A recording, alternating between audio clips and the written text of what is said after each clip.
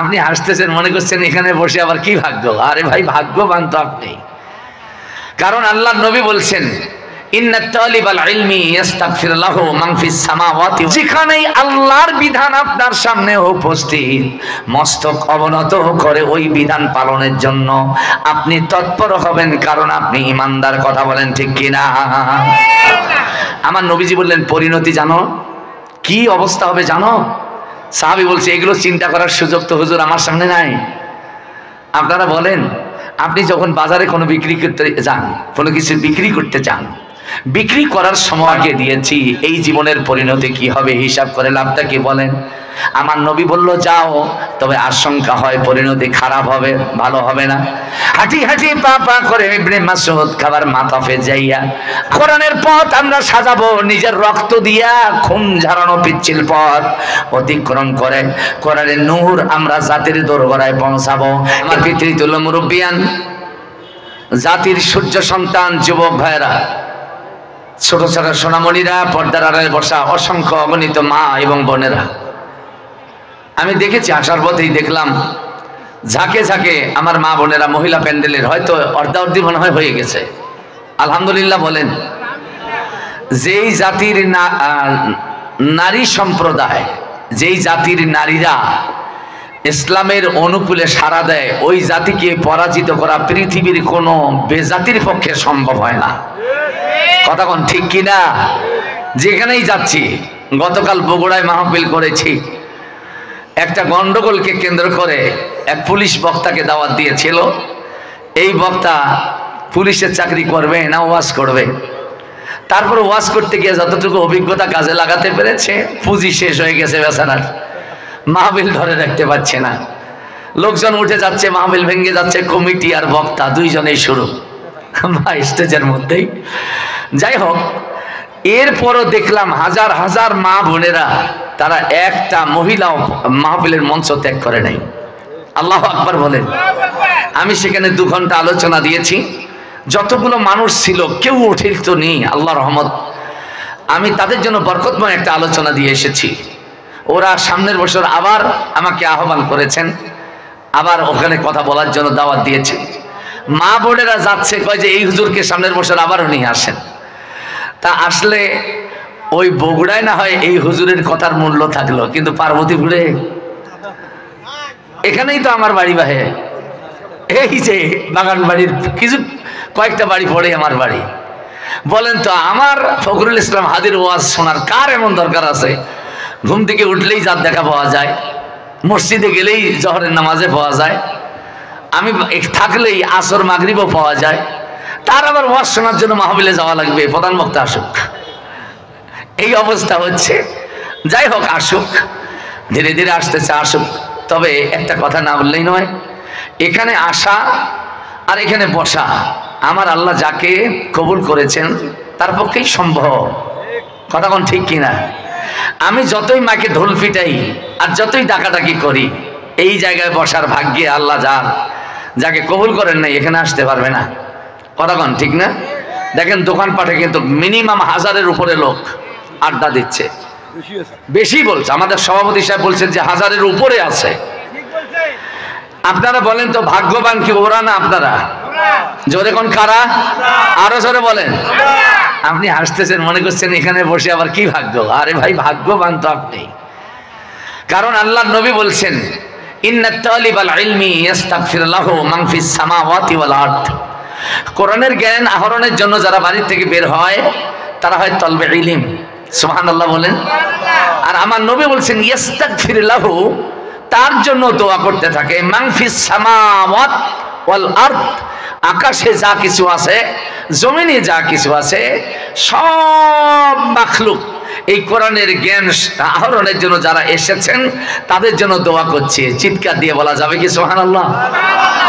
আপনারা বলেন, আপনারা কোরআনের জ্ঞান আহরণের জন্য এসেছেন, এই জন্য দোয়া পাচ্ছেন। কথা কোন ঠিক না? আর ওনারা চা খাওয়ার জন্য, একটা সিঙ্গারা খাওয়ার জন্য, একটু অন্য অন্য খাবার খাওয়ার জন্য, অথবা কিছু আড্ডা মারার জন্য, আবার কিছু চালাক ওখানে কাস্টমারও আছে, যদি একটু ফাঁকিবাজি কইরা কোনো দোকান থেকে লুটতারাজ করা যায় কথা কোন ঠিক না?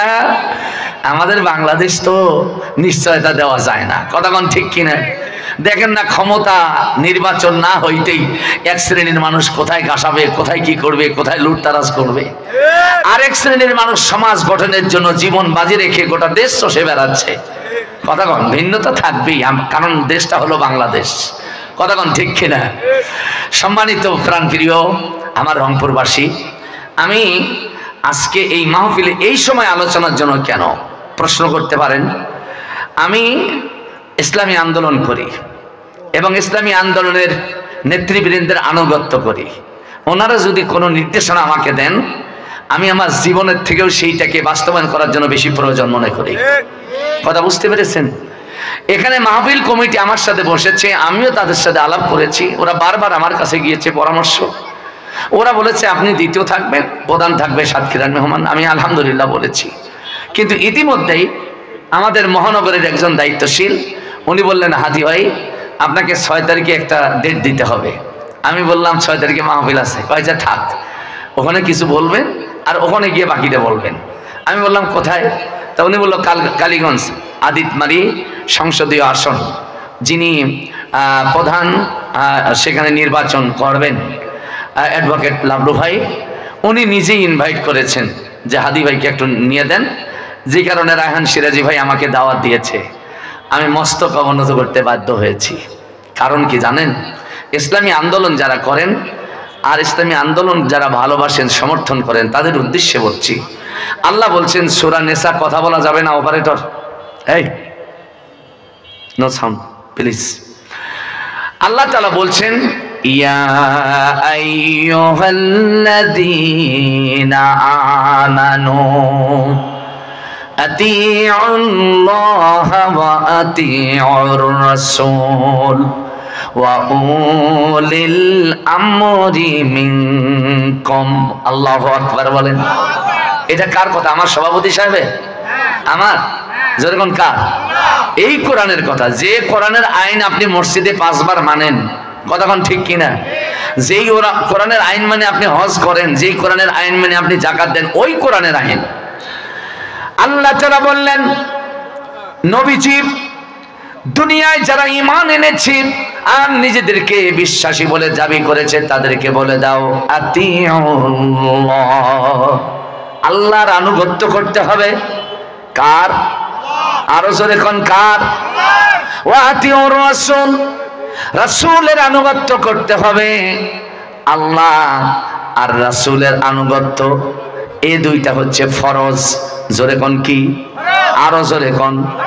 জীবন চলার পথে ও মুসলমান, যেখানেই আল্লাহর বিধান আপনার সামনে উপস্থিত, মস্তক অবনত করে ওই বিধান পালনের জন্য আপনি তৎপর হবেন, কারণ আপনি ঈমানদার। কথা বলেন ঠিক কিনা?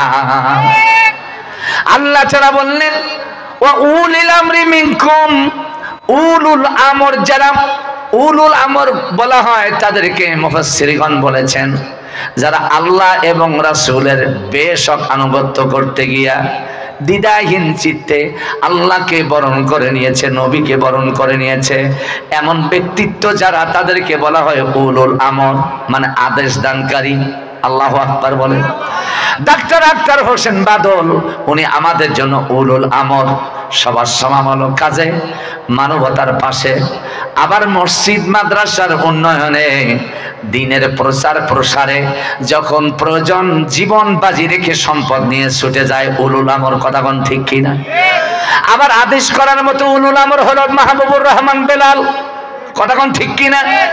গোটা রংপুর বিভাগের জেলাগুলোকে নিয়ে মহানগর একটা কমিটি হয়, ওই কমিটির উনি সাবেক আমির, আলহামদুলিল্লাহ বলেন।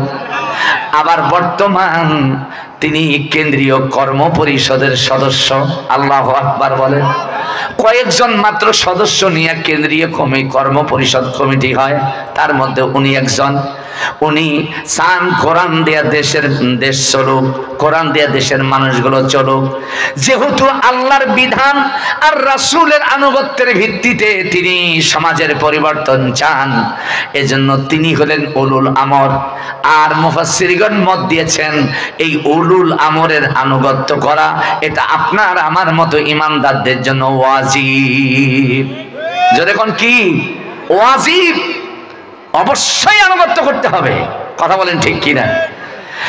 আমার বাবাজিরা, আল্লাহর আনুগত্য করার মধ্যে লাভ কি, রাসূলের আনুগত্য করার মধ্যে লাভ কি? এই আয়াতটি যে আপনাদের সামনে তেলাওয়াত করলাম, আল্লাহ তাআলা বললেন ইয়া আইয়ুহার রাসূল, হে রাসূল। রাসূল আরবি শব্দ, এর অর্থ হলো বার্তাবাহক। যে খবর প্রচার করে তাকেই রাসূল বলা হয়। কথা কোন ঠিক কিনা? আল্লাহর খবরগুলো যিনি যারা বাজার মাধ্যমে আমরা পেয়েছি তাদেরকেই রাসূল বলা হয়, তাদেরকেই নবী বলা হয়। কথা কোন ঠিক কিনা? আমাদের নবীর উপরে আল্লাহ কোরআন নাজিল করলেন, ডাক দিয়ে বললেন ইয়া আইয়ুহার রাসূল। আল্লাহু আকবার। হে বার্তাবাহক, হে খবর প্রচারক, বাল্লিগ মা উনজিলা ইলাইকা মির রাব্বিক, তোমার রবের পক্ষ থেকে তোমার উপরে যা নাজিল হয়েছে তুমি তা মানুষের কাছে প্রচার করে দাও, মানুষের কাছে পৌঁছায় দাও। চিৎকার দিয়ে বলা যাবে কি আল্লাহু আকবার? আজকের মাহফিলে আমার জায়গা যিনি দখল করে নিয়েছেন, আমাদের ঐতিহ্যবাহী ভোগী মসজিদের সম্মানিত খতিব ইমাম, আমার প্রিয় ভাই হাফেজ মাওলানা কাউসার হোসেন, একটু তাকবীর দিয়ে কোরআনের মেহমানকে কোরআনের মঞ্চে আমরা বরণ করে নেই। সকলে বলেন নারায়ে তাকবীর, আরো জোরে নারায়ে তাকবীর, লিল্লাহে তাকবীর।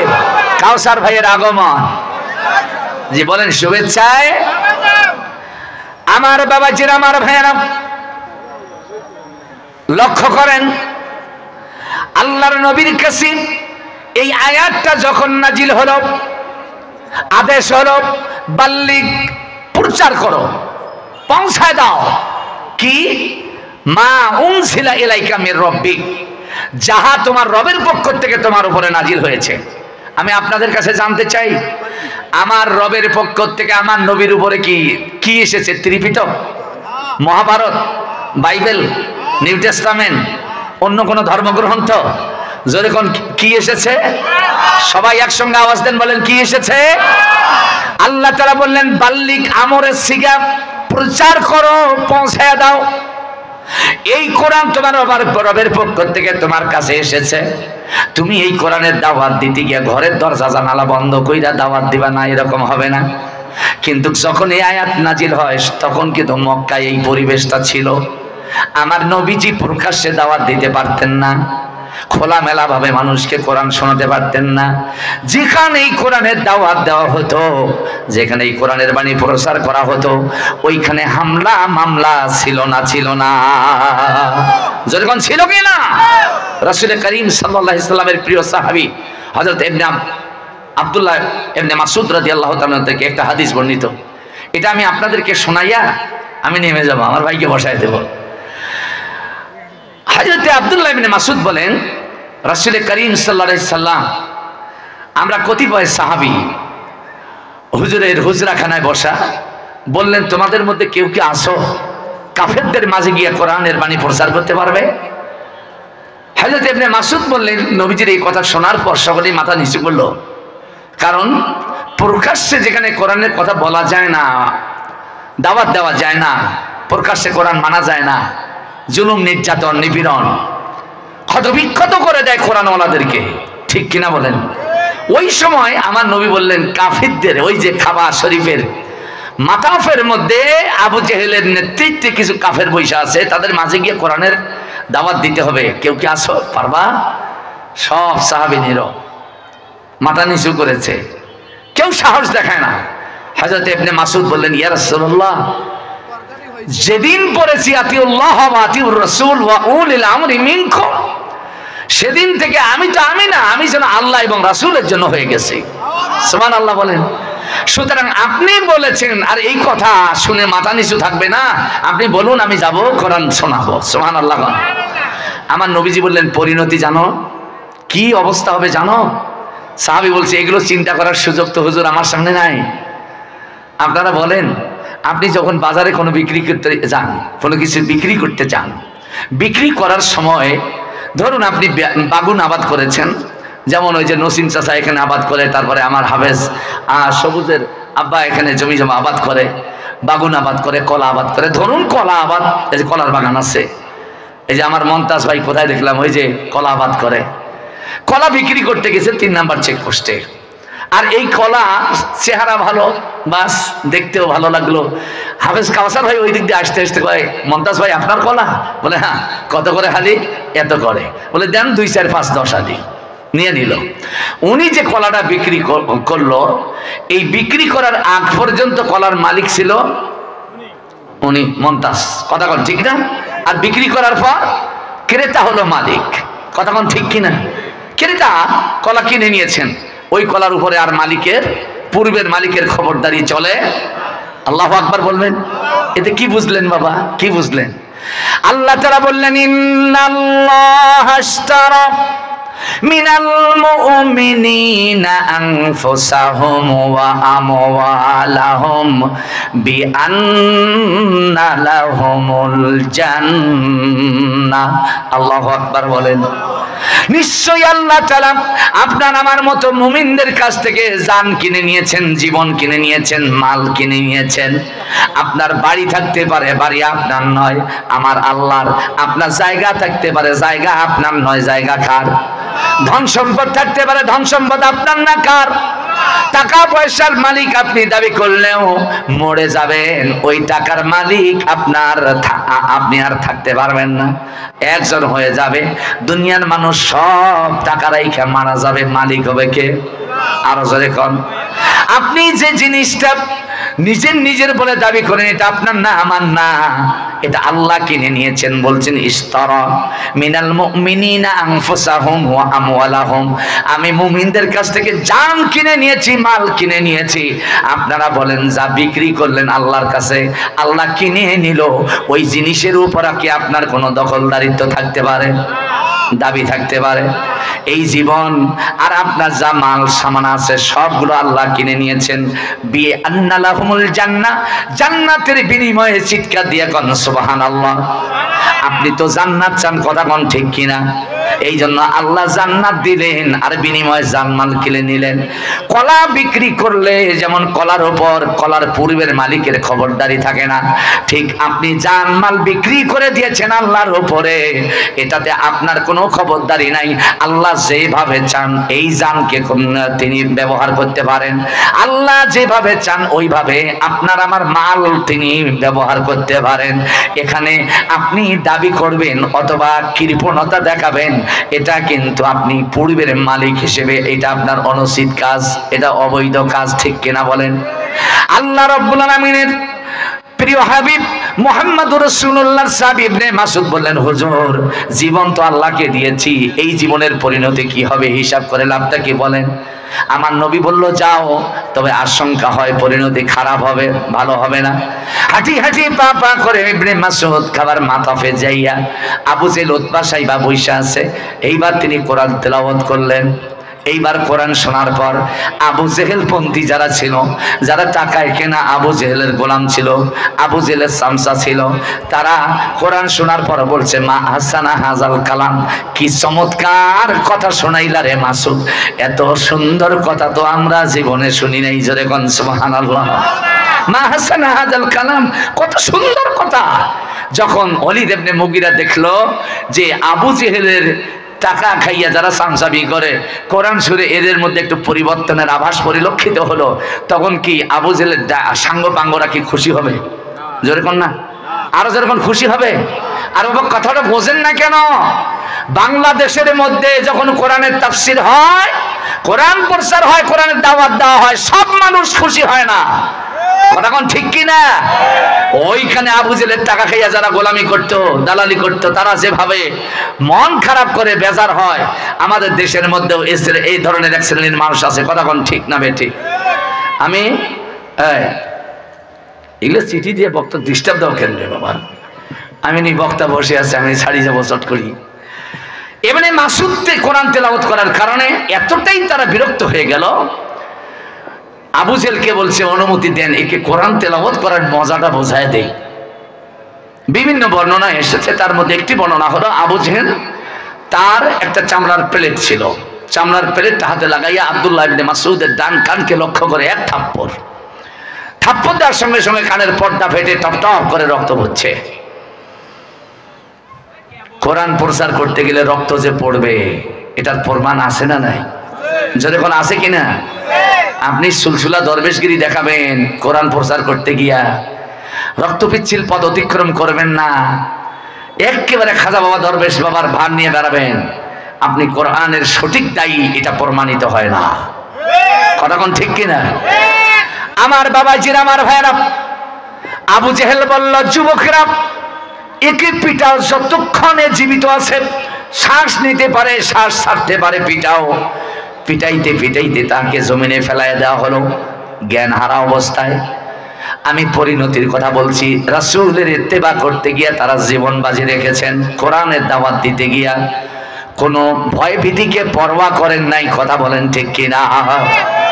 এবারে মাসউদ রাদিয়াল্লাহু তাআলা জ্ঞান হারায়া পড়ে থাকলেন। অনেকক্ষণ পর আল্লাহর করুণা তার উপর বর্ষিত হলো। জ্ঞান ফিরে আসার পর দেখলো কাফেরেরা কেউ নাই। তিনি উঠলেন, দাঁড়ালেন, ভেংড়াইয়া ভেংড়াইয়া হাঁটি হাঁটি পা পা করে এবার রাসূলুল্লাহর কাছে তিনি রওনা দিলেন। নবীজির কাছাকাছি পৌঁছেন, দেখলেন নবীজি তাকে দেখে মুস্কি মুস্কি হাসছে। হযরত ইবনে মাসউদ বললেন, ইয়া রাসূলুল্লাহ, আপনার আনুগত্য করতে গিয়া কোরআন প্রচার করলাম, মায়ের খাইলাম, রক্তাক্ত হইলাম, আহত করে জমিনে ফেলাইয়া দিলাম, আর আমার এই দুর্বল অবস্থা দেখে আপনি হাসছেন, আমি কিছুই বুঝি না। আমার নবী বলল, ইবনে মাসউদ, আমি যে জন্য হাসি তুমি তো সেটা বোঝো নাই। কি জন্য হাসেন একটু বলেন? তুমি আমার কাছাকাছি আসার আগেই আল্লাহর দূত জিবরাইল আমিন আমার কাছে এসে বার্তা দিয়ে গেল।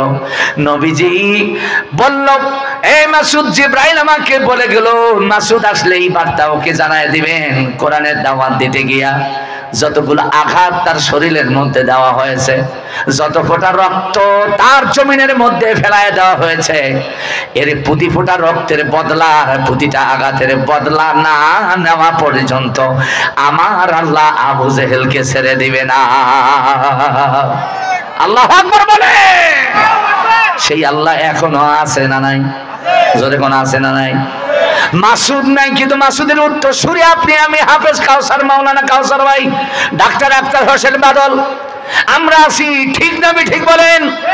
আমরা কোরআনের পথ আলিঙ্গন করব, কোরআনের পথ আমরা সাজাবো, নিজের রক্ত দিয়া খুন ঝরানো পিচ্ছিল পথ অতিক্রম করে কোরআনের নূর আমরা জাতির দোরগোড়ায় পৌঁছাবো। এতে যদি জীবনের উপর আঘাত আসে আপত্তি নাই, রক্ত যদি ঝরে আপত্তি নাই, জীবন যদি যায় তারপরও এই জীবন কোরআনের ময়দানে দিয়া আল্লাহর বন্ধুত্ব লাভ করার দরকার আছে না নাই? যখন আছে কিনা?